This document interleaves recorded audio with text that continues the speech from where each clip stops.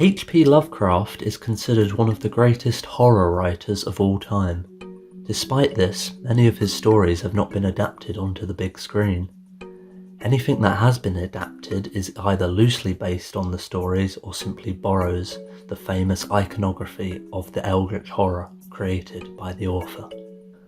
One famous attempt at an adaptation of a Lovecraft story was At the Mountains of Madness. This project was worked on by the Shape of Water director Guillermo Del Toro. Del Toro had collaborated with writer Matthew Robbins on a script for the project back in 2006.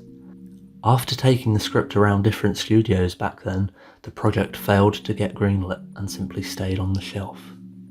Del Toro didn't give up on the project, and it eventually gained traction again back in 2010. The studios, however, were not keen on an R-rated horror and pushed the director for a PG-13 rating instead. Even with James Cameron on board to produce and potentially Tom Cruise starring in the adaptation, that was not enough to get the film greenlit. Actors James McAvoy and Chris Pine were also rumoured to be in the running to star in the project. It is reported that Tom Cruise was the top choice for Del Toro, and in fact he was interested in being in the project. Del Toro said the following in regards to getting a studio to back the project. It's very difficult for a studio to take the step doing an R-rated tentpole movie with a tough ending and no love story, set in period, from a writer, Lovecraft, who has a readership as big as any bestseller, but cannot be quantified because his works are in the public domain. Del Toro was close to making the film in 2010, until Ridley Scott's Prometheus got the green light.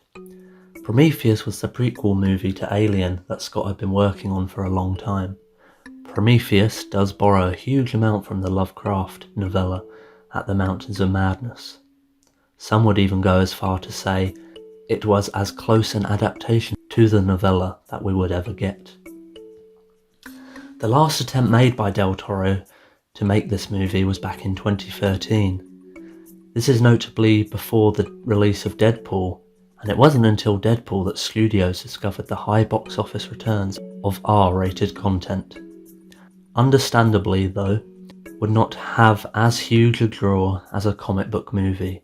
Even with a star like Tom Cruise attached, the film may still be a financial risk due to such a high budget and a difficult subject matter. At the moment though, there is a place for high budget films to get made, that is Netflix. I will point out that Guillermo Del Toro is currently working with Netflix to produce his darker adaptation of the Pinocchio story.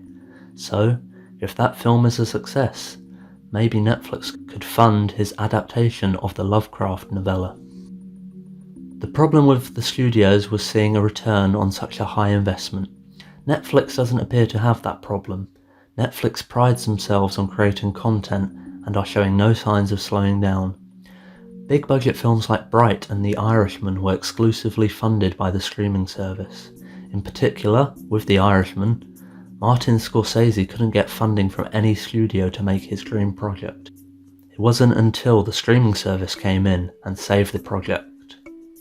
Del Toro still has the concept art for the project and plenty of pre-production material to show off. The director said this a few years back. "One day, I'll show you the art. I'll show you everything we did.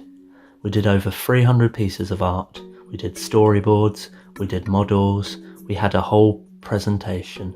You will cry. You will go, why?" So with the script ready to go, pre-production material, and interest from Tom Cruise, it seems all Del Toro needs is the funding and a platform to showcase this film. Netflix, the ball is in your court. Do you think that Netflix could revive this project? Or do you think the project is completely dead? Please let me know in the comments below. Be sure to like this video, subscribe, and click the bell icon. Thanks for watching.